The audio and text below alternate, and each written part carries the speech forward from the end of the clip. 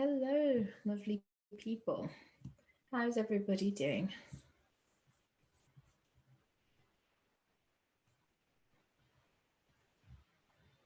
How's everybody's day going so far? I'm really hoping that this time we don't have as much lag on the chat because that was a bit of a problem last week. So hopefully that will not be so much of a problem this week. Hey, Emily. Yeah, it's been all right. It's been quite a good day, actually. Yes, okay. We probably, maybe we should give it like 60 more seconds and then get started properly. I shall slowly bring up the presentation. So today, we're going to be looking at, have I heard about the book, The Eyes of Darkness? No, I have not. What kind of book is it? It sounds like a fantasy novel or something. Hey Blair, hey Sean, hey Osman. All right, sharing presentation. Hello, Marina.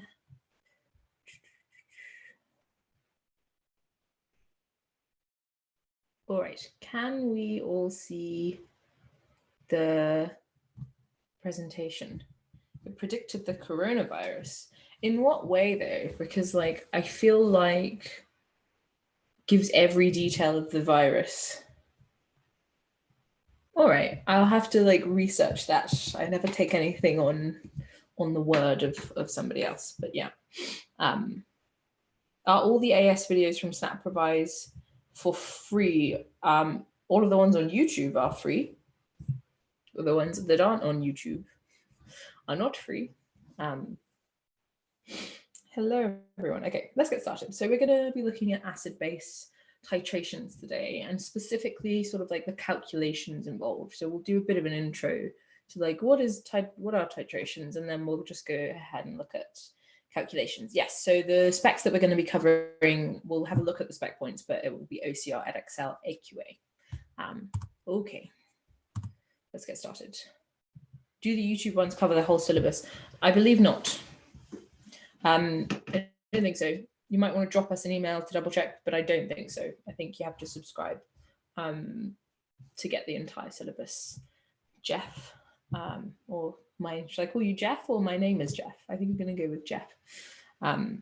Where can you get the package for the videos that you have to pay for? Go to snaprevise.co.uk and then you will find them there. So just the name of this YouTube channel with .co.uk. So I'm going to go through our objectives. So the objectives for today, we're literally just going to sort of really quickly go through the experimental setup for titrations and how they relate to the calculations that you most often have to do in your exams. And then we're going to look at how to calculate unknown concentrations from titration graphs versus just sort of like the data. So the kind of exam questions you get where it just gives you the numbers, or if there's some kind of graphical component. So if you've never been here before, I just sort of let you guys briefly look through your spec points for the different specs that we cover. And if there's anything big that's a difference between them, I'll mention it, but this is pretty much the same across the board, apart from we are sort of only looking at monoprotic acids. We're not looking at anything like H2SO4, which has multiple protons. Will I be covering questions that involve redox and titration? Not today. Today, we're just going to be having a look at acid-base titrations.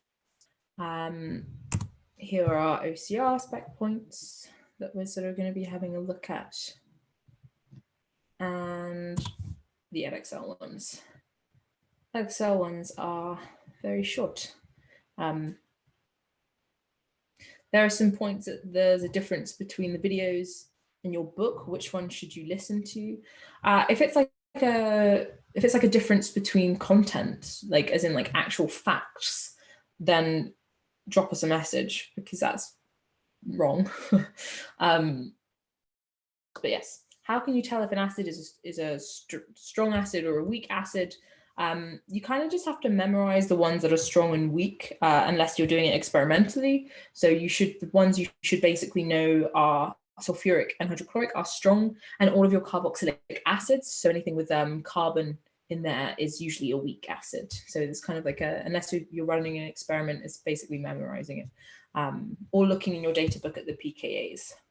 But yes, we're going to get started properly. Okay, so the first thing we want to talk about are like, what are titrations? What are acid-base titrations? And essentially, we use titrations to figure out sort of unknown concentrations of either an acid or a base by slowly neutralizing with the opposite. So if we want to know the concentration of an acid, we'll neutralize it with a base, and vice versa. So the sort of first thing we want to think about is, how do we actually measure this? Because this is, all of our exam questions are on the experimental data. So where are we getting the data from about pH change? What are our sort of two methods of measuring? What determines if the acid or the alkali should be in the burette? So that it depends on which one you have the concentration for. So you should have the one with the known concentration in the burette, and the one with the unknown concentration in the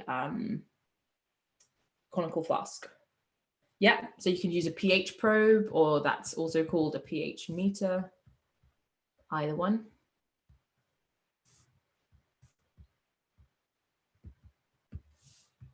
What else could you use?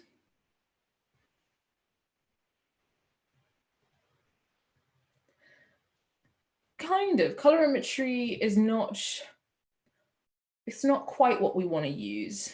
Yeah, we want to use an indicator. So yes, so Reng, you were correct. You can use phenolphthalein as an indicator, but in general, we just want to use an appropriate indicator. So Emily, actually, universal indicator is not an appropriate indicator. We're not going to go through what is and isn't an appropriate indicator today, but we basically, you have to have an indicator that changes color really sharply at the point of neutralization. Otherwise, you can't measure it. Whereas universal indicator is sort of on a gradient.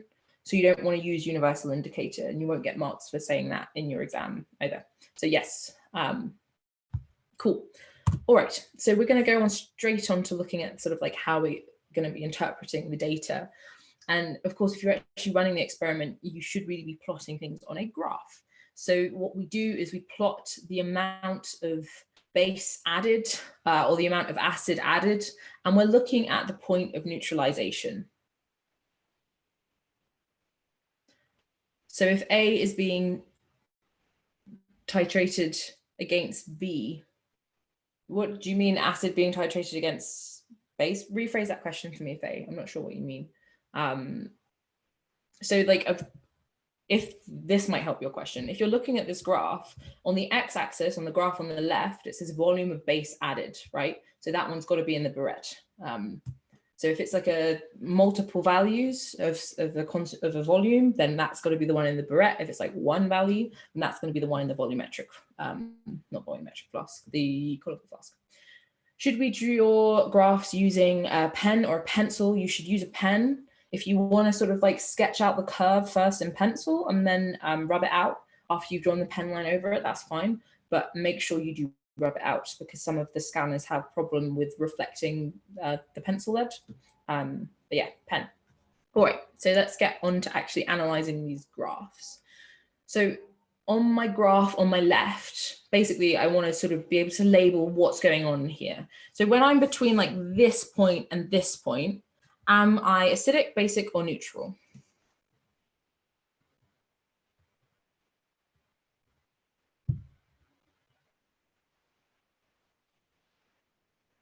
And this is where we shall see how much lag there is.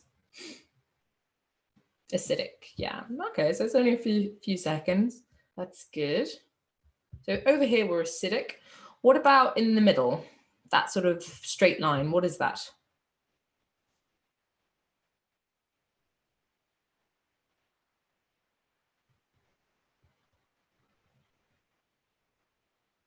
Yeah, so this is the neutral portion. Does anyone remember what it's called specifically? So this is either the point of neutralization, it has another name.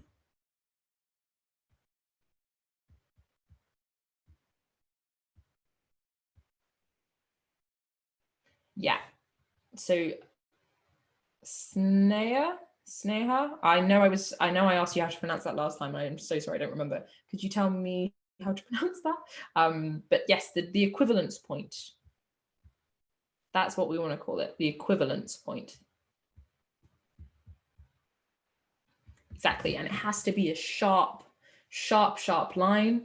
Otherwise, we are doing it wrong. Which one did I? Which one is fine? I said sneha and I said sneha. Is it sort of like a ha, or just like you float past the H a bit? Let me know.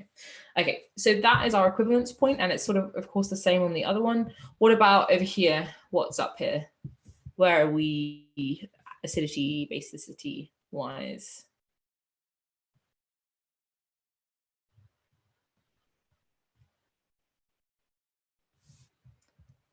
Basic.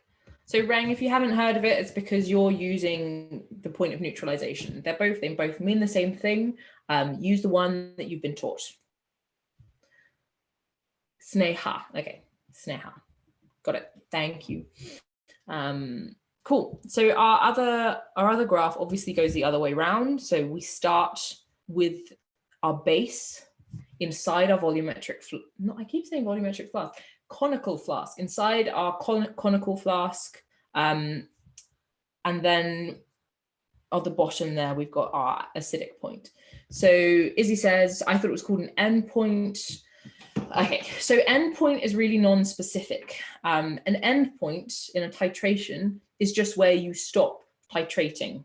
It doesn't really refer to the point being neutral on the graph. So it's not, if you were asked to label that point on the graph, then I would not call it an endpoint. But if you're sort of like referring to the endpoint of the titration itself, meaning you've got to stop once you hit the neutralization, then you can call it an endpoint. Yeah, the endpoint is where that sharp color change occurs, but that's not how we would label the graph. Does that make sense? Because an endpoint can really mean anything. It doesn't have to be an acid-base reaction. It could be any kind of reaction where you can measure when the reaction has taken place. That's just not very specific. Is everybody comfortable with the graph? Because we're going to go ahead and use it to calculate things.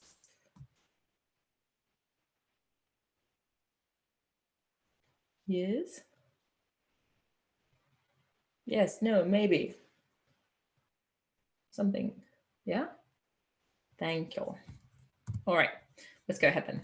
So what we're going to do is think about our equivalence point. So this question says we've got this equation between our hydrochloric acid and our sodium hydroxide, making sodium chloride and water. And the question says a 5 mole per decimeter cubed solution of sodium hydroxide is titrated into a 250 centimeters cubed of hydrochloric acid. Work out the concentration of hydrochloric acid. So we're actually going to be using the graph in the previous slide. So I want you guys to remember that it says that sodium hydroxide is titrated into hydrochloric acid. So which graph are we using? The left graph or the right graph? Does that make sense? Yes, that makes sense. If sodium hydroxide is titrated into hydrochloric acid, which graph would represent that?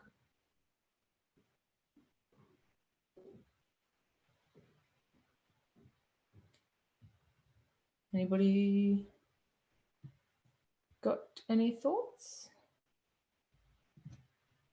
Okay, so I've got some different answers. I've got some people saying on the right and some people saying on the left. It's got to be the left. So remember, it's saying sodium hydroxide is titrated into hydrochloric acid, which means that the sodium hydroxide, being basic, is going to be the one with the different volumes because you can sort of drip it from your burette. So it's got to be the one on the left-hand side. So it's this one.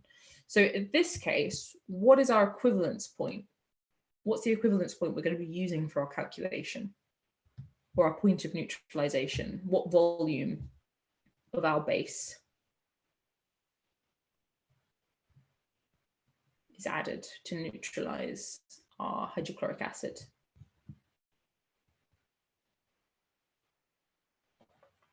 "20 centimeters cubed." Yeah, exactly. So that's the first thing we have. We know that we can grab our equivalence points from our graph. So at this point, we have sort of all the information we need, and we're going to be working out the concentration of hydrochloric acid. So where do we start? Like I have a concentration of sodium hydroxide. I have a value.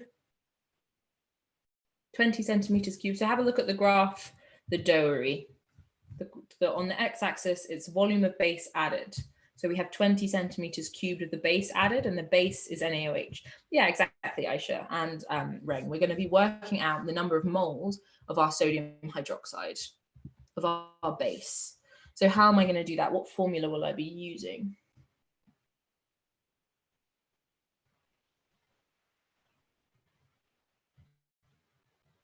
Yeah, I'm going to be using concentration times volume.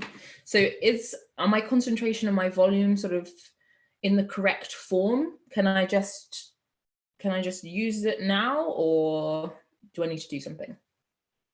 Yeah, so Blair's got it. I need to divide the volume, the equivalence point, by 1,000 because it's in centimeters cubed, and we always want it to be in decimeters cubed because that's our standard unit. So we're going to be doing 20 divided, yeah, exactly. 20 divided by 1,000, and then I can go ahead and times it by my concentration, which is 5 moles per decimeter cubed. So you guys tell me what the answer is. What does that become? How many moles do I have?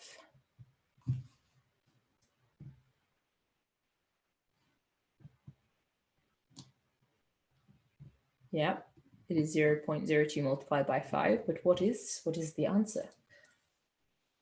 Yeah, it should be 0.1 rather than 1. Some of you've got some dodginess in your calculators. But yes, we should have 0.1 moles of sodium hydroxide. So at this point, we still have not answered the question. We haven't worked out the concentration of hydrochloric acid. So what do we do now? Where do I go from here?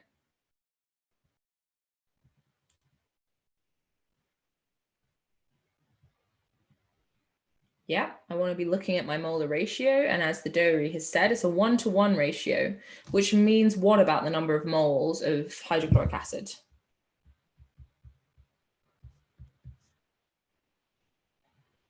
How many moles do I have? Yeah, exactly. I have 0.1 moles of hydrochloric acid because I have a 1-to-1 ratio between sodium hydroxide and hydrochloric acid.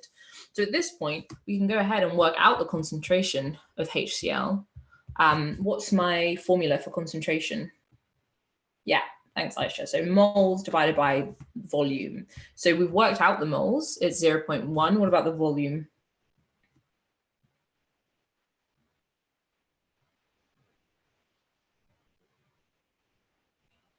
What volume should I be using? Yeah, so I have 250 centimeters cubed of the hydrochloric acid. But can I just use 250?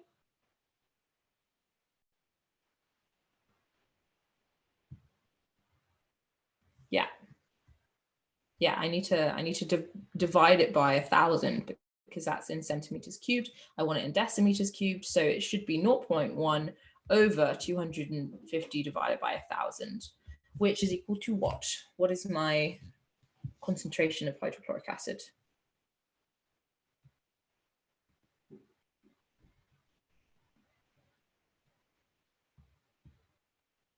Yeah, let a few more of you have a shot at it. Exactly, yeah. So we should have 0.4 moles per decimeter cubed. How long is this video? It should be about 45 minutes.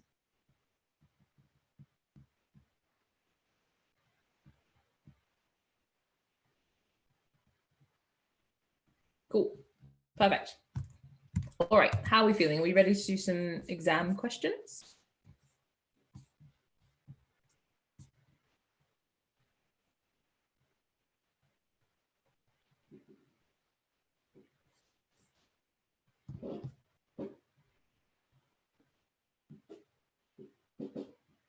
Yes. Yes. Perfect. All right. Let's go ahead then. So this first exam question is a graph question. It says glycolic acid, and then it gives us a nice formula, and thioglycolic acid, and then another formula, are weak acids. And glycolic acid reacts with bases such as aqueous sodium hydroxide to form salts. A student pipetted 25 centimeters cubed of a 0.125 mole per decimeter cubed glycolic acid into a conical flask. The student added NaOH, so sodium hydroxide, from a burette. A pH meter and data logger were used to measure the continuously the pH of the contents of the conical flask. The pH curve that the student obtained is shown below. So we've got 1 mole of glycolic acid reacting with 1 mole of sodium hydroxide. Write the equation for the reaction that takes place in the titration. So the first thing we want to think about is like what is actually going on in the titration. Yeah, so I should start it off for us. So it says that we've got glycolic acid reacting with sodium hydroxide. So it's given us, this is from a past paper, right? So it's given us the formula for glycolic acid. The question before was made up. This one is from an exam paper. So we've got glycolic acid and we know that it's reacting with 1 mole of sodium hydroxide, which we know is NaOH. So what should so it should have salt and water. So we can go ahead and put in the water, but what's my salt?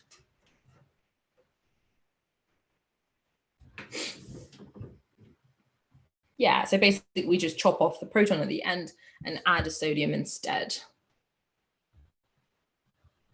So nice and simple for the first mark, just basically picking out the information from the question and writing it down.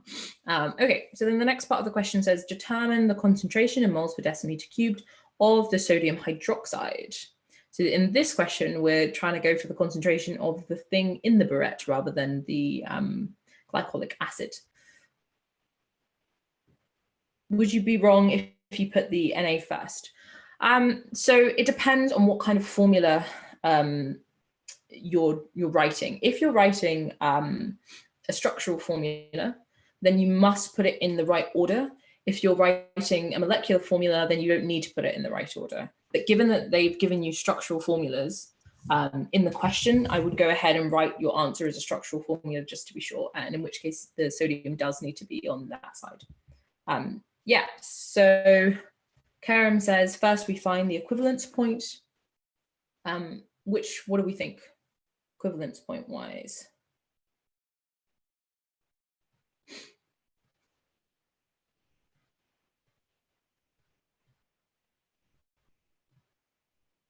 Yeah, it's about 22. So 22 centimeters cubed of sodium hydroxide. So we'll use that in a bit, but what's the first thing we need to work out?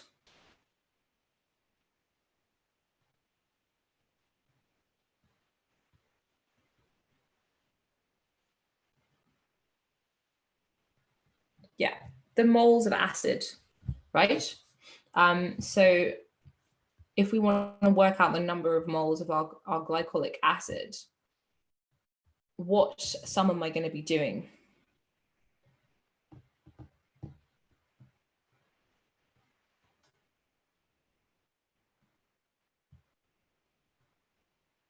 Yeah, so we're going to be doing, so be careful, have a look, Karam, at the labels on the graph. That equivalence point is for the volume of sodium hydroxide, not for the volume of the acid.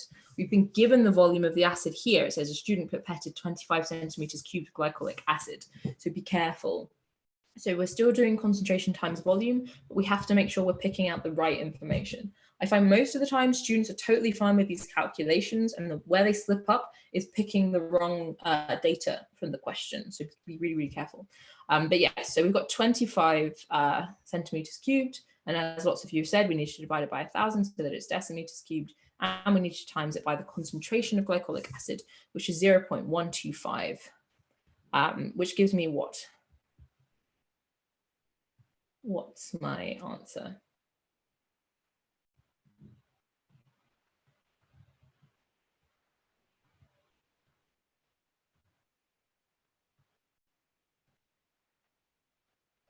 Yeah, exactly. I have 3.125 times 10 to the minus 3. Okay, so I have my number of moles of glycolic acid. What do I do now? What's the next thing I need to look at?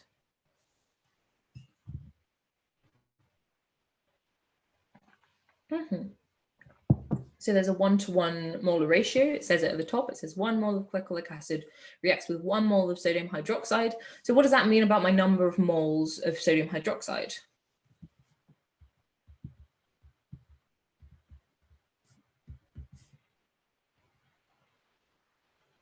Yeah, it's the same number of moles. So again, we have 1.25 times 10. I mean, 3.125 times 10 to the minus 3. So at this point, I'm ready to work out my concentration of sodium hydroxide. What sum am I going to be doing?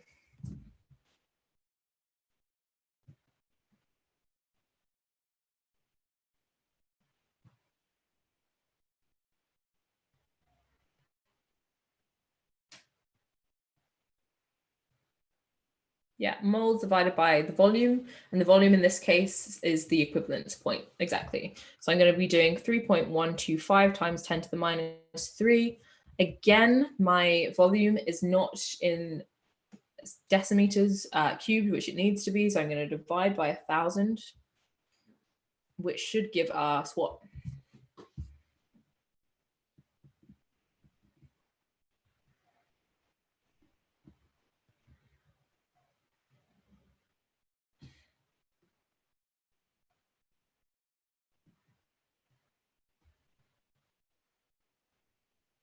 Yeah, perfect. So I should have 0.142 moles per decimeter cubed. Does anybody have any questions before we move on to the next question?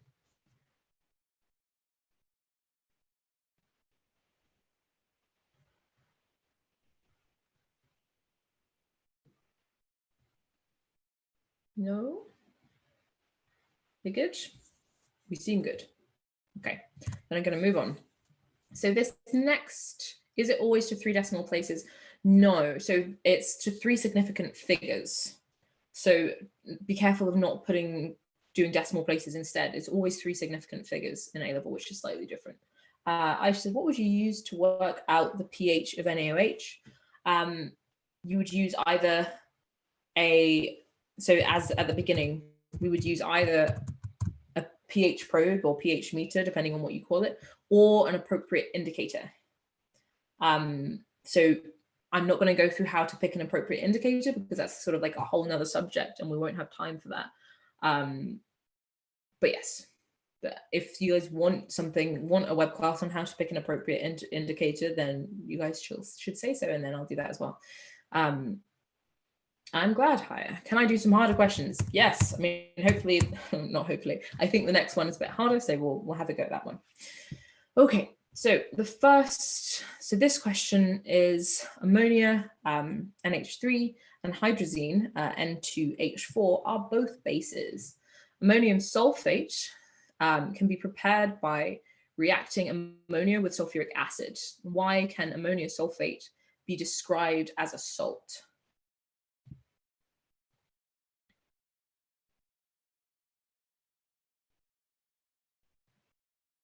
So hang on, I'm reading Aisha's question. No, is in the calculation when you calculated the pH to work out pH with the log. Do you mean what the formula is? Do you mean the formula minus log to the base 10 of the concentration of H plus? Aisha, is that what you're talking about? Because there's quite a few different formulas for pH depending on what information you have. So Karen says, because it's formed of an acid and a base, it is formed of an acid and a base, but that's not why it can be described as a salt. That's why it's produced. Yeah, so Fassie's sort of got it a bit better.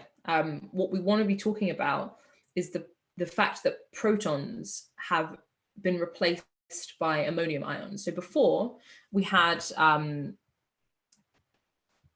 of sulfuric acid, we had H2SO4, and then its conjugate base is going to be a salt, in which case we can say that protons are replaced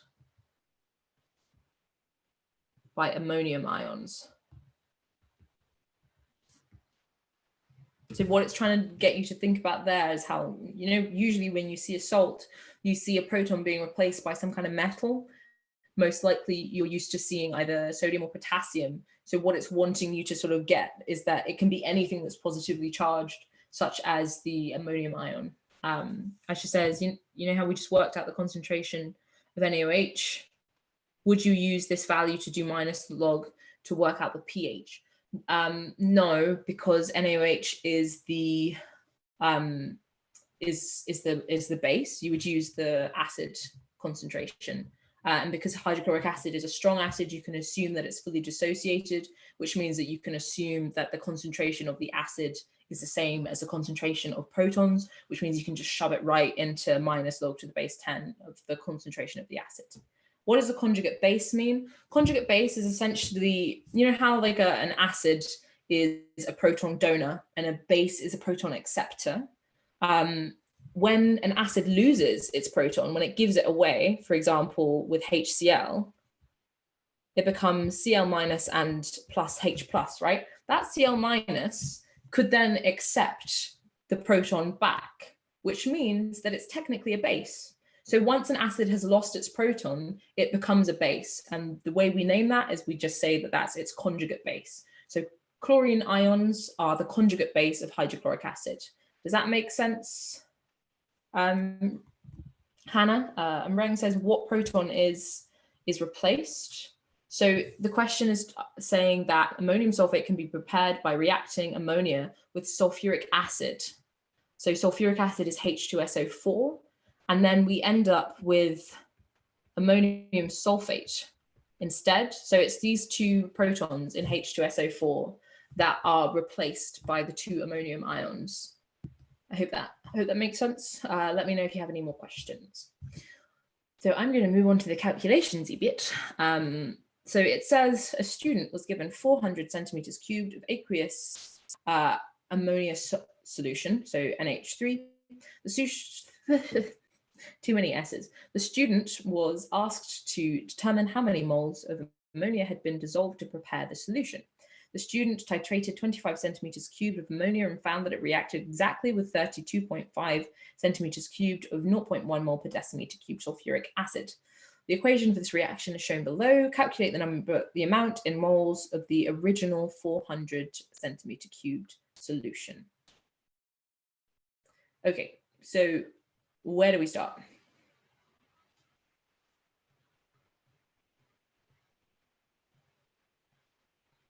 So I want the moles of ammonia in the original solution. Where am I going to start? Yeah.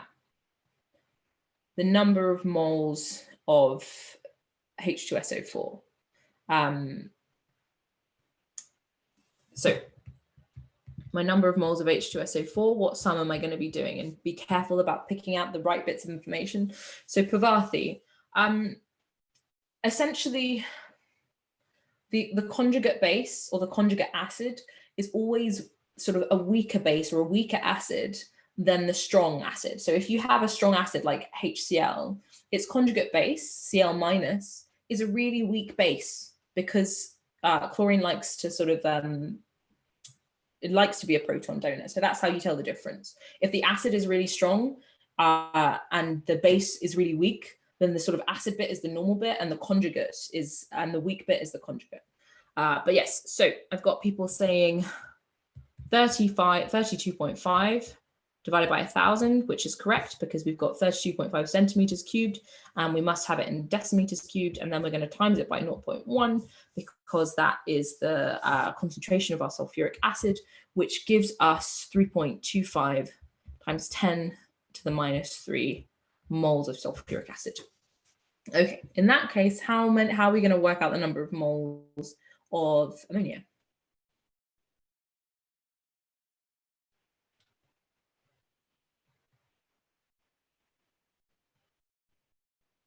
Yeah, by my molar ratio is 1 to 2. So if I times that value by 2, that's the number of moles of ammonia in what volume?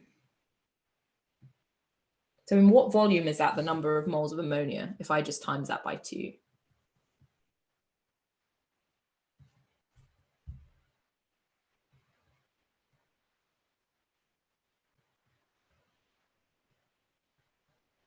Yeah, so in 25 centimeters cubed, my number of moles of ammonia is just this 3.25 times 10 to the minus 3 times 2, which gives me what?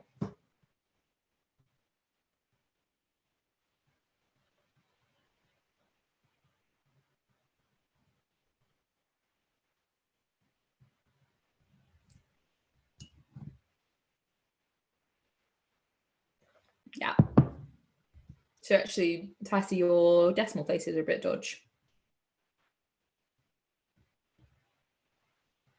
You've got yours to the minus 2 rather than to the minus 3. But yes, we should have 6.5 times 10 to the minus 3. Okay, is that my final answer, or is there something else that I need to do?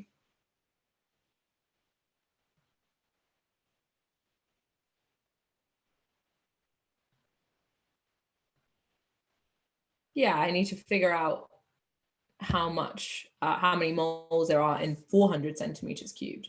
All I know right now is what's in 25 centimeters cubed. So I'm getting lots of people saying multiply by 16, which is exactly what we need to do. So what I would tend to do is just write 400 divided by 25 times the number of moles to sort of save a bit of time and show my working. But you can obviously do the sum first.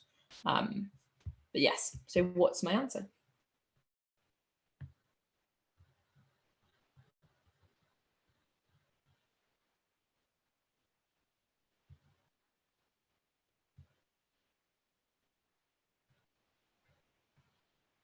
Yes, Marb. Yeah. Yeah, exactly. So we should have 0.104 moles. Okay, so we do have another question, but I doubt we're going to get to the end of the next question. So I'm gonna leave us here. You guys can do the other question as like, if you have the booklet from the description, go ahead and do the other question as more practice. And then I'm going to leave this here for the things, and I'm going to do the thing that I do at the end of all of these, which is tell you about our seminars, because we're very excited about them. But well done, guys, for doing so well in this topic. I know it's a tricky one. And actually, give me some feedback. What would you like to do next week? What is the sort of, what topic is feeling like you'd really like to have a go at it next week? Let's have a little bit of a vote going.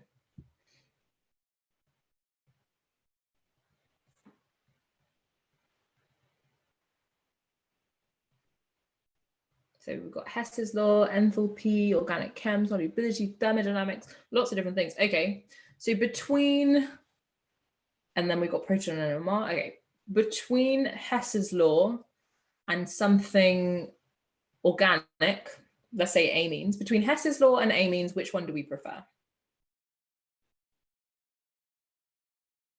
Let's have a vote.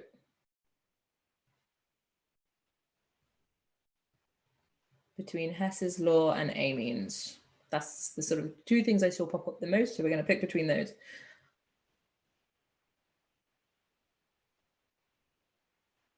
So we're 3 for 3. We're 5 against 3, 6 against 3, 6 against 4, 7 against 4, 7 against 5. Okay, it's going to be amines, because that seems, or maybe there is more Hess's law.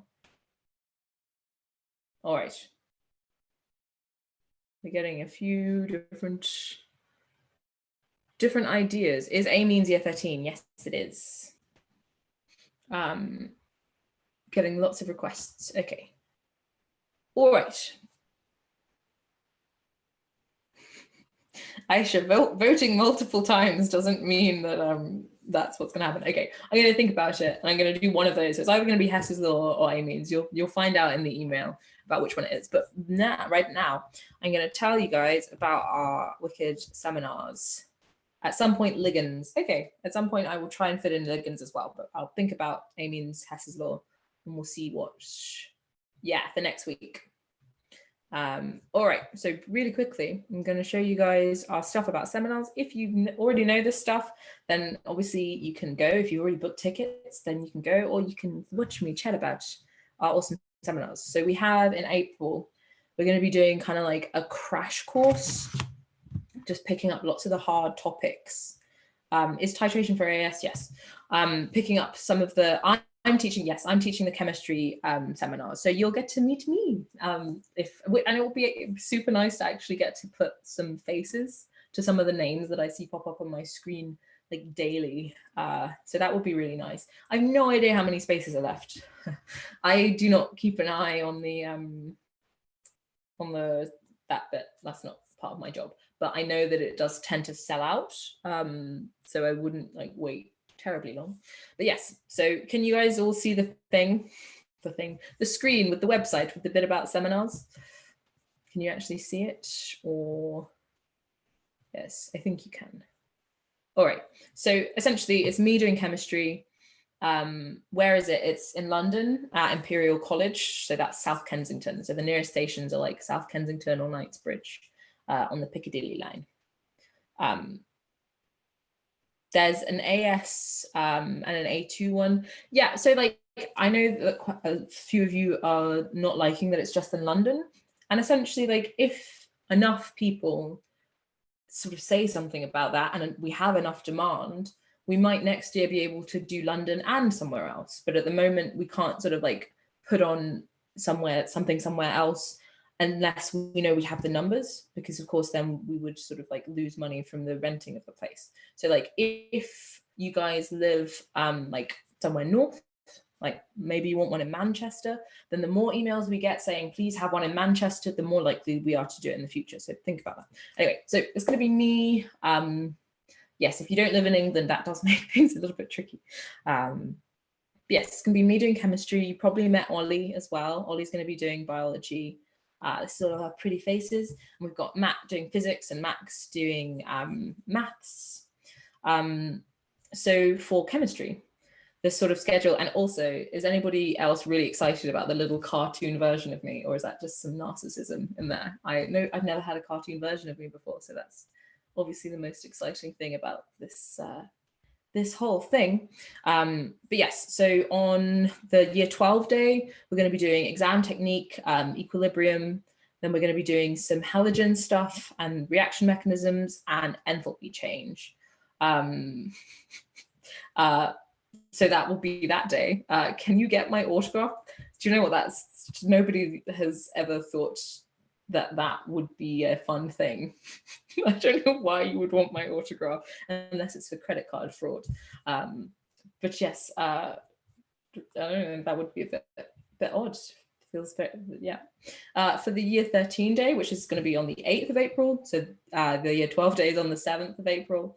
Yeah, you can come to both. It just means that you have to buy tickets to both. But if you sort of book more than 3 seminar days, then there's like a big discount. So like if you book 4, you'll get 1 free. Yes, so for the year 13 day, we're going to be doing energetics, transition metals, electrochemical cells, organic synthesis, and then also exam technique. And then, of course, you guys can just ask me random questions at the end. Will the times clash with biology and maths? No, everything's happening on different days. So you might just end up spending a lot of time in London if you're coming down, or do a bit of a commute, or if you already live in London, obviously that works quite well for you. But yes, I'm super excited. It's nice to be face-to-face, and we're working really hard to try and make it the sort of most efficient crash course. It's a good bit of revision for you guys to do as well. So like, hopefully I'll see you guys there, and I'm going to finish off. And then next week we'll either do amines or Hess's law, depending on what I think when I'm making the presentation. And then let's see, I'll see you next week, or I'll see you in the drop-in if you are booked. Okay, have a lovely evening, people. You're welcome.